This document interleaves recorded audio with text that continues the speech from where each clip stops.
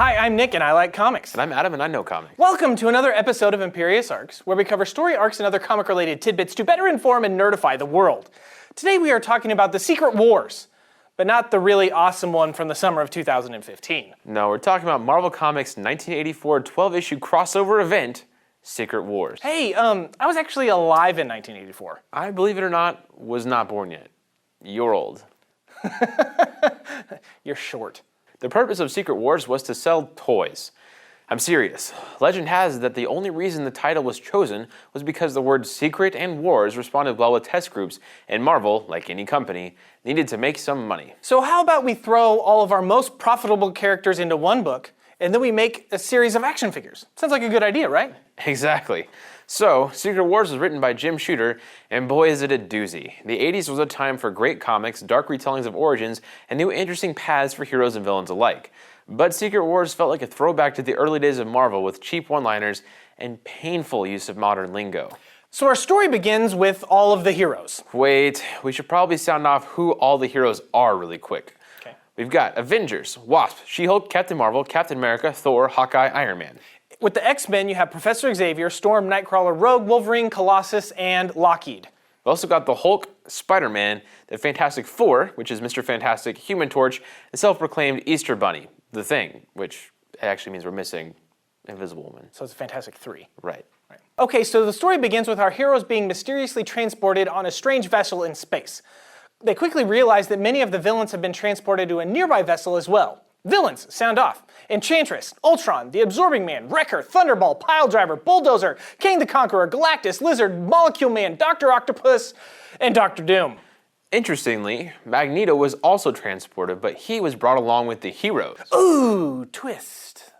He argues that he isn't necessarily evil, he only does what he does to protect his race and is not a murderer of innocents. Just before they can continue arguing, they witness an entire galaxy being destroyed and pieces reformed into a planet.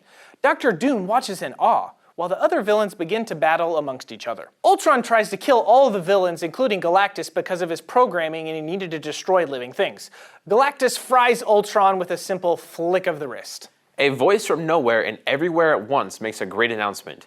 I am from beyond. Slay your enemies and all your desires shall be yours. Nothing you dream of is impossible for me to accomplish. Galactus immediately recognizes Beyonder's power and flies after the voice, exclaiming how finally he has met an entity who can take away his endless hunger to devour planets. Doom flies after him, but they are both repelled by the intense power of a void where the voice came from.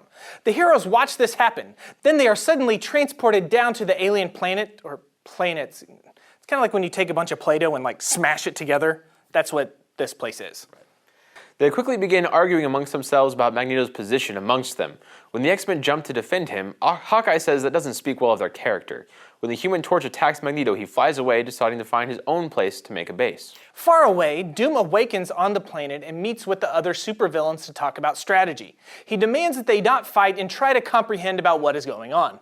They all disagree with him and attempt to attack him when he brings the whole vessel crashing down around them. He decides to go find his own base as well. But Kang shoots him out of the sky. When the heroes find Doom, the evil doctor senses their pity, and he angrily strikes out at them, exclaiming, "Soon all will grovel at my feet." The heroes are then attacked by the full force of remaining villains at once. That's the end of issue 1. Only one? Only one. Issue 2 begins with the battle, where blows are traded and terrible examples of teamwork are shown on both sides. Doom is seen flying to where Galactus landed after being hit by the Beyonder's power, and they witness him stand up and walk away, seemingly unharmed. Dr. Doom then finds an unoccupied base that he breaks into, and finds Ultron just laying out on a table. Doom decides to reprogram Ultron for his own diabolical devices. At the same time, the heroes and majority of the villains are battling it out, over-communicating the battle happenings in classic comic form. At one point, during the course of battle, She-Hulk and the Enchantress are fighting it out when She-Hulk lands a harsh left hook and exclaims, "Oh wow, that was tubular, to the max." Did you ever see anything terrible like that in the 80s, Nick? Maybe. Anyway, the heroes stumble across a giant base that seems to have no one in it. Captain America gathers the heroes in an amphitheater of sorts to discuss the plans for the battle. Wolverine doesn't seem to like what he has to say. Elsewhere, Magneto has claimed his own base and the other villains have reunited under Dr. Doom when he displays the power of his newly reprogrammed Ultron. While the heroes are all chilling like villains. Really? Magneto snuck in to tap their power source. They fight and he kidnaps the Wasp. Strangely, the thing transforms back into his normal human form of Ben Grimm. As Magneto leaves them, the heroes notice that the X-Men did not join the particular fight, sealing the opinion of the Avengers that the X-Men are not on their side. End of issue 2. Dramatic music. Issue 3 begins with the planet ravaged by a terrible storm like nothing ever seen on Earth. Magneto is admiring the storm through a large window of his base when he decides to let the Wasp loose from her metallic ball of a cage. She attacks him and he proceeds to lounge in a chair and invite her to discuss how she's intelligent and understanding and beautiful, as well as the fact that he's not a monster. Back at the heroes' base, Thor defends their fortress from falling rocks. The heroes are all paired off trying to do various things to set up their base for an extended stay. And then there's this sweet panel of Iron Man roller skating. Nice. Tubular. So, Mr. Fantastic manages to pull up monitors of what is happening outside their base. They see Galactus is just out there standing on a mountain. The scene changes to Spider-Man eavesdropping on the X-Men and their plans to leave the Avengers and join Magneto. Spider-Man fights off the X-Men in an attempt to tell Mr. Fantastic, but he's mentally blocked by Professor X. Next, we see Magneto denying Doom's request to join his side. Doom threatens him, but Magneto just shrugs it off. Magneto then goes back to the room he was lounging in with the Wasp, where the two of them move in very close, and they talk about the spark between them. Magneto charms the Wasp, and the two of them begin to make out. Hubba hubba. Back at Doom's base, Dr. Doom has created 2 new supervillains from 2 women we've not even seen yet. Are they aliens or humans? I don't know, and apparently neither do the rest of the villains. At the hero's base, Thor takes the captured Enchantress out of her cell to go discuss things that only gods would understand. When the storm breaks, the villains rush in to attack the hero's base. They get the jump on them and injure a few of the heroes, then blow up their entire base. In an effort to prove himself, Molecule Man picks up an entire mountain range and drops it on the heroes. That would make for a great cliffhanger ending, but the story moves on like it's no big deal. The scene changes to Thor and Enchantress talking about whether love is something to be taken or given when they realize something terrible has happened. They quickly teleport back to where the base was, only to find a crowd of happy villains. At which point, Thor takes on the lot of them, defeating most with single blows, but is ultimately seemingly disintegrated by Ultron. In the next scene, the X-Men arrive at Magneto's fortress to discuss their joining forces. Magneto reveals his plan to kill off everyone else so the Beyonder will grant his wish of a golden age on Earth, a time where men and mutants can live together in peace. The Wasp takes this newfound knowledge and then runs away to inform the Avengers.